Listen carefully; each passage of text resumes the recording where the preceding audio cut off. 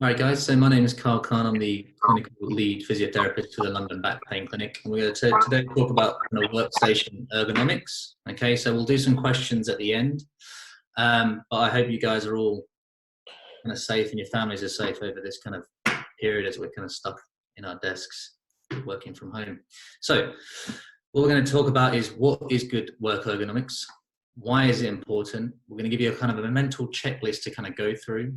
Going to give you some common injuries that might occur. And then we're going to kind of talk about a few things that posture is not enough. We've got to do some added things to kind of prevent from injuries from happening or just to kind of help with your general day-to-day pain. So what is good ergonomics? So first of all, I'm going to be using the mouse to kind of help kind of guide as well. So if you kind of follow that, that would be very grateful. So the first thing is you need to keep your feet flat on the floor. Okay, this kind of stops from you kind of going onto your toes and your calves getting kind of tight. Knees and hips need to be at 90 degrees, okay? And then we also need a nice little small curve in the kind of small of the back, okay? And that can really offload pressure and stop yourself kind of flexing forward, and it will also help protect the shoulders and the lower back in that kind of position. Shoulders don't really want to be really pinned back, but just a slight pinch is good, okay? But we don't really want, and what we really kind of see commonly is the shoulders flexing forward. Elbows need to be at nice, either 70 to 90 degrees, okay, and that kind of offloads kind of pressure on the elbows and the wrist, kind of stopping those kind of RSI kind of type symptoms. The chin needs to be nice and parallel with the floor, and generally eyes need to be in line with the top of the keyboard. So why is this important? Okay, so generally we kind of adopt this kind of posture after a period of time, and this kind of puts mechanical stress on the body, particularly kind of like our shoulders, neck, spine, lower back, upper back, and hips and knees. And the reason why this kind of happens is, first of all, we have muscles like our back muscles become kind of lengthened and inhibited. So a lot of the time when we kind of get these kind of knotty symptoms at the tops of our shoulders, a lot of the time we think it's because they're tight. In actual fact, they are tight, but it's because they've been actually stretched out and lengthened for such a long period of time. And then the actual shortened and kind of shortened muscles are like stuff like your pectoral muscles around the front here, your abdominal muscles, your hip flexors, which are around the front of the hips where I'm just pointing around here, your hamstrings, which again are a very common area where they kind of get tight and shortened, and your calf muscles. Now the problem is when you've got this kind of muscle imbalance, they don't work correctly, and then they kind of generally put your body into a poor position even further, but then we're not moving as well, okay? So this is kind of like a two-pronged thing. So when you don't move, your body stops producing a thing called synovial fluid. Synovial fluid is your body's kind of motor oil. So basically when you start moving, your body produces it more, but because we're kind of sitting down for such long periods of the time, kind of stuck in a certain position, the synovial fluid is not produced, and therefore the joints get stiff. So now that we've got these muscles that are not working correctly and we've got these joints that are really stiff, basically we kind of, the tissues like the ligaments, the muscles and the tendons kind of adopt a dysfunctional position where they become stretched or shortened, become inflamed over time. And as this leads on, we kind of get these kind of chronic type symptoms that kind of become long term, and they just become part of our daily lives because we're not doing anything about it and changing it. Other things that can happen is you can get kind of swellings in the limbs, particularly the legs. We can also get kind of tingling and pins and needles in the arms and the feet and stuff like that. And the reason why is because we have blood supply mainly around, like big areas of blood supply around our front of our shoulders, like just underneath the pectoral muscles here, and the hip flexors, just as I'm pointing here with the mouse. Okay, and the problem is they kind of get compressed, these arteries, and then you can get some little bits of tingling, and you don't get as good blood supply to the area, and then we can get some swelling and stuff like that. In those same regions as well, as we have nerve supplies around there, and again, if you're getting that compression, again, you get those kind of pins and needle, kind of tingling, scratching, itchy kind of feelings, okay? Or sometimes one limb, they might go a bit cold. Other problems, and this is kind of more long-term, that can occur is because we're not moving, we kind of put ourselves under kind of cardiac and respiratory kind of problems.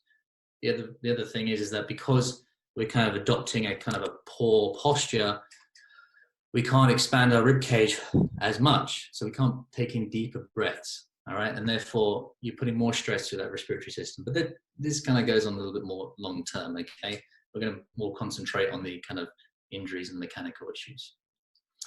So here's a kind of a mental checklist that's going to be quite good for you kind of going forward. So let's talk about the kind of the workstation layout and what you need to kind of think of.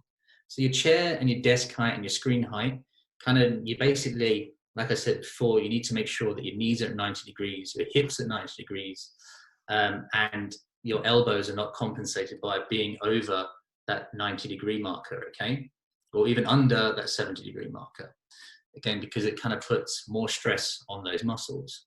So for example, if your wrist is over higher, okay, then therefore you're going to be using the muscles on the top here a lot more, and these muscles around here are going to be stretched, okay? The other thing to think about is your armrest, okay? So a lot of the time what I see with people on their desk is that their armrest tends to be a little bit too high. So again, they get a lot of shortening around the muscles around here, and then they get kind of achy type shoulders or neck pains or even headaches because of it. The other thing to take a general mental awareness of is your posture in general, okay? You need to take a mental checklist of it. So for example, you know, you may well be good for about half an hour, but then does your posture go after half an hour? Do you slump backwards? What is your natural position, basically? The other thing to take a note of is how long are you actually sitting for? Are you sitting constantly for 6 hours, or are you sitting for 1 hour? Are you moving around at all? If you start to take note of these things now and then start implementing changes, this is where you can prevent things from occurring in the future or reduce your pain that you already have now. So the other thing to really bear in mind though is lifestyle, because the thing is that our day-to-day lives at the moment really set us up for these kind of aches and pains. Because for example, you know, we wake up, we go to work, we go to our commute, we could be sitting down for an hour or two, go to work, another 6 to 8 hours again, kind of sat down in a sedentary job, going back onto your commute again, go home, we go and watch something on the TV for another hour or two, and then we go into bed, or we kind of curl up into a position. So again, we're kind of really enforcing that kind of shortening of the front muscles and lengthening of those back muscles, okay? Causing that dysfunction further. So one big kind of tip as well, I'd always say, is have a little post-it note on the top of your screen saying posture, okay? And actually, I'd probably, if everyone should check their posture at this moment, it would be quite a good idea. So, and now the big thing also to make a mental checklist, and especially if you do have pain, is learn about your pain, okay? Because every pain and everyone's pains are different, okay? So you've got to learn your own pain, take notes of it. Say, for example, you start getting pain, you have neck pain, or I have neck pain. And for example, if I sit down for an hour, it comes on. So I need to make adjustments in my lifestyle. Maybe I should maybe I should do an exercise at 45 minutes or 50 minutes, or stand up, have a walk to prevent that from coming on. Therefore, the tissues are not going to be adequately inflamed to cause the pain.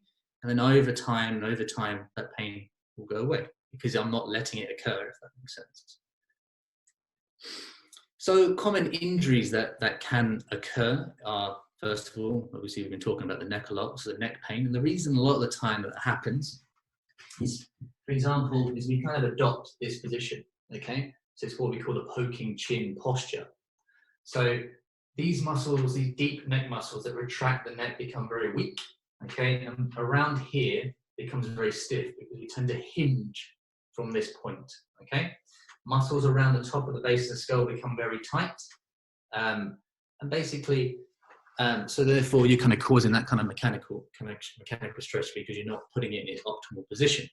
And we'll give you an exercise later on to kind of combat that. You get upper and lower back pains. Now the reason why, again, generally from what we've looked back from the previous pictures here, again, we can adapt this position. So we're going to get that over curved. We're not using our kind of postural muscles correctly. So then we're kind of lengthening the back of the spine here and compressing the front of it. And our spine's not meant to do that. If you look at it, it's got a nice little S-shaped curve. And half the time we're in this kind of C-shaped curve. And it's not an optimal position for it over the long term. Okay. And if you kind of adapt that position for too long, okay, what tends to happen is I do see things like spinal disc pains, which is very, very common in office-based work.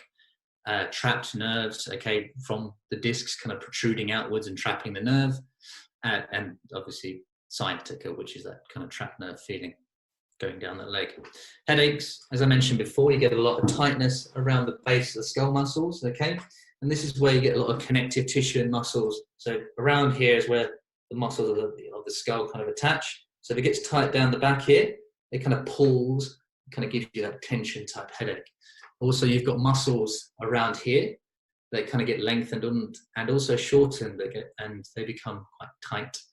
And they kind of pull, and they can also pull on facial muscles, causing those tension type headaches. Now, we're going to talk about shoulder pains. So shoulder impingement is probably the most common kind of shoulder injury that I see, or in general. Okay, and the reason why is basically because we adapt these kind of poor postures. The stabilizing muscles, like in generally it's the rotator cuff muscle stops working because it's in a lengthened position. It's out of it, the ball is not sitting correctly, so therefore it's not doing its correct job. The other problem that occurs is that when we do lean forward for such long times, the ball moves forward in the socket.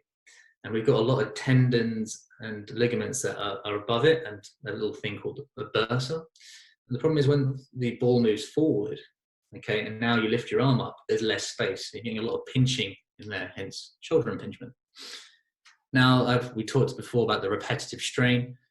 Generally, the reason why is because we're overworking these top muscles here or the bottom muscles down here, okay? Now, this is why it's a really good position just to make sure that you're not doing this or you're not doing this, okay? Because if you're in this position, you're overworking the top muscles and you're stretching out the bottom ones. And if you're in that position, you're stretching these ones, overworking the bottom ones, okay? So, I've talked a lot about posture, okay, but it's not enough. And the reason why is because, again, we're kind of stuck in this static position, okay? Our bodies want to move. We want to produce that synovial fluid, okay? And the other thing is obviously we fatigue. I mean, we all mean well, but naturally we kind of, again, we sink down. It's a natural thing. Gravity takes us over, okay? So my recommendations is exercises, which we're going to do a little bit later on, okay? Moving regularly and having regular breaks at the desk is going to be a massive thing, okay? So literally, I think it's recommended for every hour of sitting, you need to be at least doing 2 minutes of active walking, okay? And the other thing that I would recommend is if you are having pains at the desk, is get someone in to actually specifically measure your desk up, so it's actually tailored towards you, if that's obviously possible. Obviously, some people hot desk and stuff like that. But again, you can use the checklist from before to kind of give you kind of the best best situation for you. Other things that you can do is get yourself a lumbar support, and I really recommend this. Okay, so this this one in particular, I kind of recommend because that helps with that small arch in the small of the back, and that will naturally bring you upright. I use one for myself over in the office where I work. Other things I'd recommend is a gym ball. Okay, and I get asked about this a lot of the time. The only issue with the gym ball is that you fatigue because you're using your core muscles a little bit more than you would do. So doing a whole day of it, you're naturally going to fatigue. You're going to overwork your core, and then other muscles are going to start recruiting in because your core muscles are fatigued. Then you're just not going to adapt to good posture. So using it incrementally, about 10-20 minutes incrementally through the day would be good. Shoulder braces is another thing I get kind of asked a lot about by clients. Generally, with them is they are good, but I don't want them kind of forcing you backwards. The whole point of them is if you start to protract forward, is that then they kind of give you that feedback to say, oh, you're in a bad position. So you naturally come back, okay? So you're training your muscles to naturally come backwards without even thinking about it. And then the ergonomic mouse, the reason why, again, it keeps you kind of in a neutral position for the wrist, okay, to stop kind of elbow pains and wrist pains from occurring. So the exercises that we're going to go through, okay, so what I'll do is I will I'll go through the exercises and I'll kind of talk about what the point of them is, but I'll show you them first of all. So I'll stop screen sharing and then I'll come back onto it, okay? So the first one is the chin tuck, okay? So I'm just going to stop screen sharing so everyone can see me. So basically, nice simple exercise. I'm sure if someone's got neck pain, they've seen this before, but basically you're going to bring your shoulders back like so, and you're just going to bring your chin backwards, okay? And you're going to bring your ears towards your shoulder. You're going to hold that for about 7 seconds. But when you do this, a lot of people tend to bring their chin downwards. It's literally like you're giving yourself a double chin, or like someone's put a pie in your face, okay?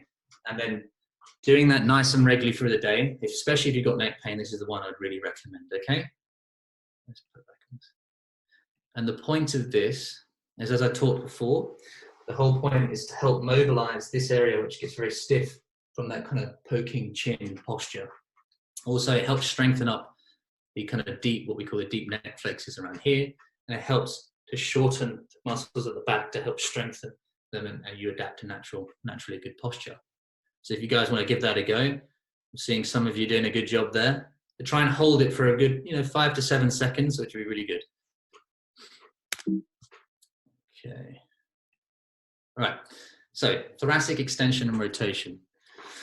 All right. So this one, I'm going to stop screen share so you can see me. So again, another great exercise that I'd recommend, especially if you've got upper back pains. So you can either be in this position, or you can join your hands together, put them behind your head, and you're going to move forward and upwards, okay? And you're going to hold at the end of the movement and then come back down. If it's a bit painful, just do less of a movement and just kind of do a couple of repetitions to kind of loosen off that back, okay?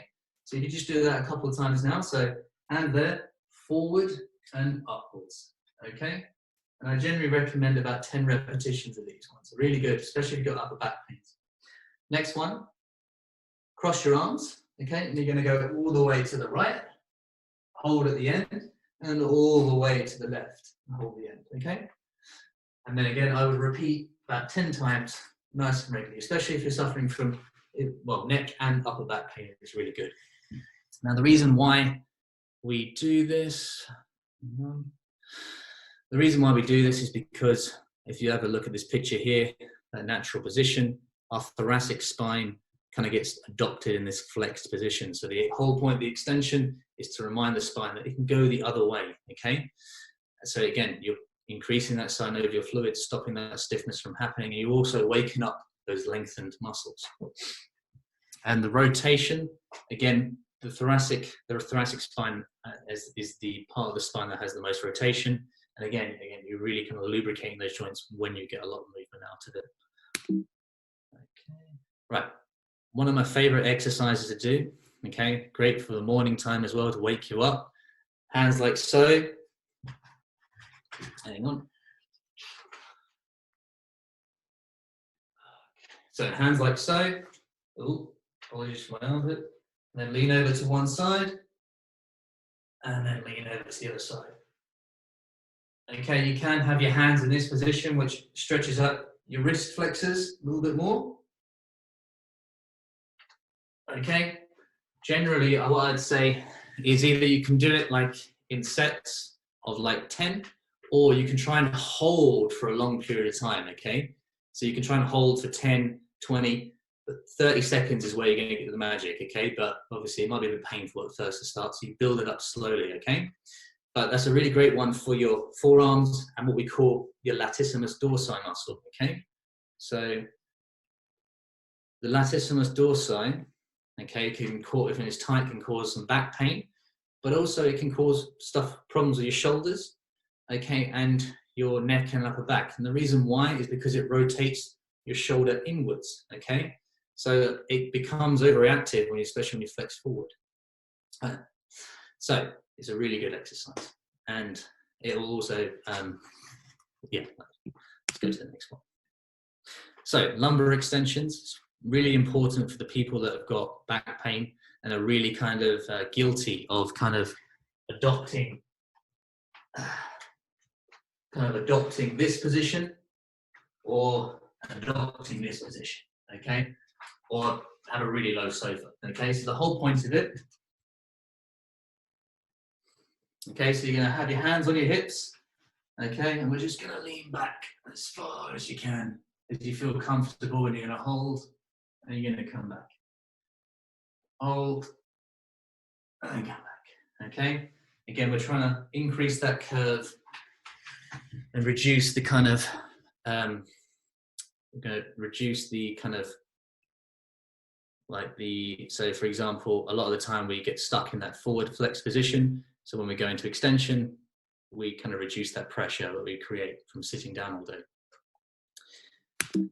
Okay, so pec stretch, as I discussed before, can cause, pecs in particular can cause a lot of problems like neck pains, shoulder pains, and they tend to be quite tight on most people. Okay, when I do a lot of kind of like manual work on people, I always find, especially with people with neck pains and upper back pains, the pecs are really tight, and if I go into them, people are just not having a good time when I'm working into them. So, great, look, there are a couple of stretches that you can do. Okay, so the first one is literally just putting your hands like so behind your back.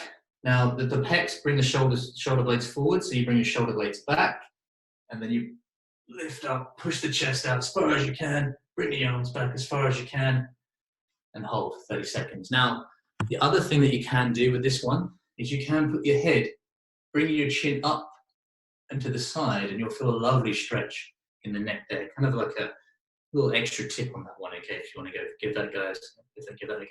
And for an extra little tip, if you give yourself an underbite, you might sometimes get a little bit of extra stretch from the kind of muscles around the bottom of the chin here, which can also cause headaches and neck pains. Okay, so going on to the next exercise.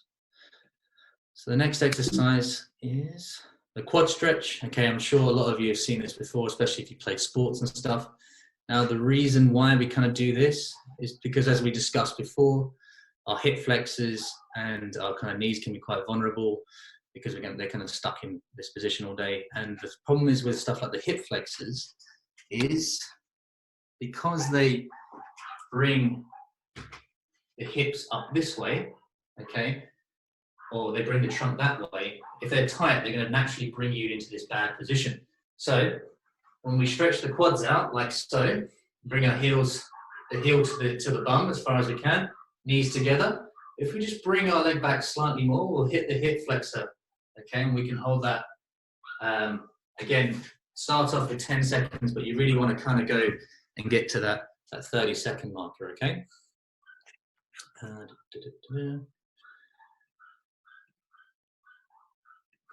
Okay, wrist stretches, nice and simple. Again, wrist stretches, hands like so, pull down, okay, open up the arm as well, so extend the arm. If it feels a bit uncomfortable, just lighten off the stretch, okay? And then over time you will build and you'll be able to get further range. Again, 30 seconds of stretches is probably optimal, but if it's painful after 12 seconds or 10 seconds, 2 seconds, or however, build it up slowly over time, okay? But you want to be getting to a point where you can do 30 seconds. And the next one is just wrist down and hold like so, okay? Nice and simple. And again, that one's probably more kind of for your RSI kind of type injuries.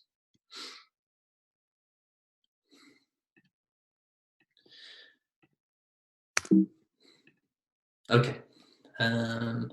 So with those, before we go into any questions, so with those exercises, obviously they're kind of, they are basic, but they're very, very effective. Obviously, if you are suffering with certain injuries, you may need more of a specific plan. Okay, and I think over the next couple of weeks and months, we're going to try and do kind of specific kind of videos for like neck injuries, lower back injuries, maybe some RSI stuff, or upper back pains, shoulder pains. So it'd be, if you kind of are interested, keep up to date on the Group Fit website, or we'll put out a post ourselves, and we'll go through like different exercises and different kind of pathologies, be a little more in depth for you guys and yourself. Okay. So, do any of you guys have any questions? Just unmute yourself when you got a question. Hi, Carl. Thanks for that. Very informative. Just a general question. A lot of us are obviously at home at the moment, as you know, and work from laptops. Is there anything in general you'd advise with laptops in specific? So for me, for example, the laptop itself is much lower than my eyesight. I'm sitting in the kitchen on a bar stool, so my feet are not touching the floor. Is there anything in specific with regards to working with laptops from home that you'd advise? Yeah, the bar stool in particular is not the ideal one, because you kind of naturally will go into that kind of flex position. At the moment currently, because I'm working off my laptop, I've used a couple of books just to lift it up slightly. And the same thing you can do with regards to getting the feet flat on the floor. But how high is the bar stool? So my toes touch the floor, but not No my, touch the floor. yeah. So do you have anything that you could potentially put underneath your feet to actually, Yeah, sure, I can find something. But if I put stuff under my laptop, then my wrists will obviously be because my when I touch the keyboard, my wrists will be bent. How far then, though? So you're Like saying, we got 70 to 90 degrees okay. is optimal. So like, does it go past those kind of regions, or? I haven't put anything under it yet, but I'll try and hit that region. And are you suffering with anything at the moment? I've got like repetitive on my wrist, or carpal tunnel syndrome or something from before. Okay, fine, all right.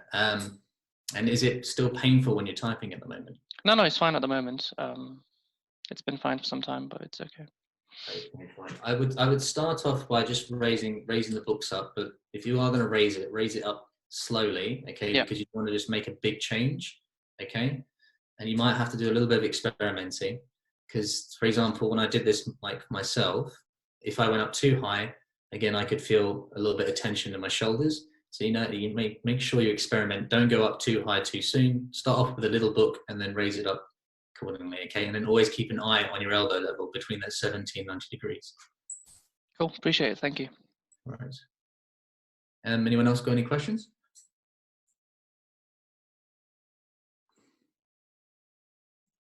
Guys, if anyone wants to type a question instead of asking it directly, then you can either email it to us and we can get that question answered for you at a later time, or I'm happy to ask a question on your behalf if you'd like. Carl. Hi, Carl. I've got a question just about the it's Robin here, about the eyesight level. I mean, Zahir was talking about that a little bit as well. I tend to keep the monitors lower because if you wear varifocal lenses, you end up having to put your chin higher in order to, if you have the screens higher. So I assume that obviously it's better to have them lower than higher in order to prevent with that situation, because yeah, I've had patients before where they naturally tilted their head back because of the kind of prescription, and that did cause them some neck pain. So yes, it's fine. You can have your head lower, but it would be good to actually see your positioning at the moment. But so I mean, yeah. So I've just turned on here. So I mean, this is what I'm just normally sitting at. There you are. It's just like that. Okay, no, that's actually a good position. I mean, it's not exactly. I mean, the monitors should be higher if they're eye level, but they're not quite. No, that's fine. I mean, like, it's as long as you kind of, like I said, chin maintain parallel. Okay, because if you do drop down too low, you're going to be overstretching these areas and putting a lot of pressure on the disc. Like that. Yeah. Be more like that. Because, yeah, you don't want to be doing that again, because you'll be loading what we call the facet joints in the back of the neck. Okay, so you need to make sure your chin is parallel when you're doing it. But are you able to do that with the prescription? Yeah, I mean, it depends on the distance you sit, because it's the variable focus. So you get, the closer you are, the lower down the lens it is. So you end up sort of, depending where you're sitting. I think it's worse when you actually buy a monitor. Sorry, easier when you're at a monitor, because you're naturally having to look down because of the focal range is lower on are you getting any pains then at the moment though? Not particularly, but I was just wondering if if it's likely to cause a problem. And how long has it been like that? Like, how long have you been doing this for, basically? Oh, I mean, a while, to be honest. So I'm not getting any pain as a result of it, but it's more of a general question. Then what I'd recommend, because obviously the current situation, obviously it's not, it fits all. Your posture that I can see is good, but then the thing to prevent is doing some of those exercises, if that makes sense, to loosen off any kind of stiffness that is going to occur, and also just to keep the muscle strong and you help lubricate those joints that we did before. That's to give me the main thing, because anyway, even if you have the perfect posture, like I mentioned before, you can still pick up those pains, if that makes sense, because you being stuck in a position for a long period of time inhibits muscles and causes joint stiffness. So that's what I'd recommend. But your posture, from what I can see, it looks fine. I mean, just be careful if you are really bringing your head forward, if that makes sense. That's when it becomes a big problem. But from what I saw, it looked okay. Cool. Okay, thank you. Anyone else? Oh, hi, just Andy here. Thank you again for doing this. This is absolutely amazing, so appreciate that. Apologies, I missed the first couple of minutes. Oh, no worries. I mean, all the exercises are really great. They felt great trying them out, but you might have said this, so forgive me, but do we have to repeat them like every so often, or how often do we do them? That's a good point. So, I mean, depending on the injury, I generally say to my patients that you should be doing some of your exercises probably about every hour. I mean, well, the ones that, especially if you've got pain in those regions, if that makes sense, okay? So with regards to the exercises, I would say the stuff like the chin tucks, yeah, the back extensions and the thoracic stuff, because the spine tends to be the most affected, I would do that every hour to 2 hours. The stuff like the quad stretches and the pec stretches and things like that, you can do them, just periodically a couple of times a day, if that makes sense. Okay, 2 or 3 times a day would be good. All right? Yeah. But now the thing is about the exercises, and this is probably, for everyone, if an exercise makes your symptoms worse, then you need to, I would probably go and see someone about it, because you probably need more of a personalized plan.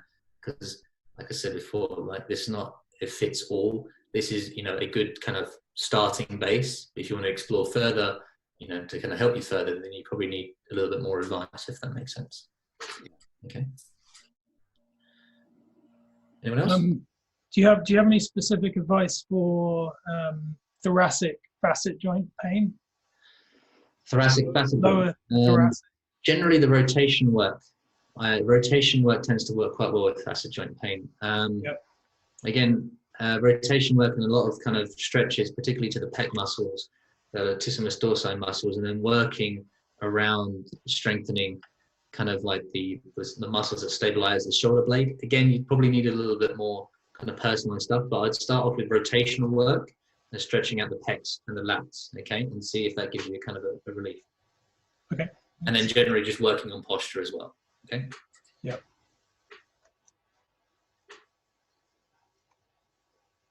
Anyone else? Is that everyone? No one's got one more question? I believe we are done then. If no one's got any other questions, then I guess we'll end the session there. Thank you so much for joining, guys. It's been a really good session, Karl. It's been very informative.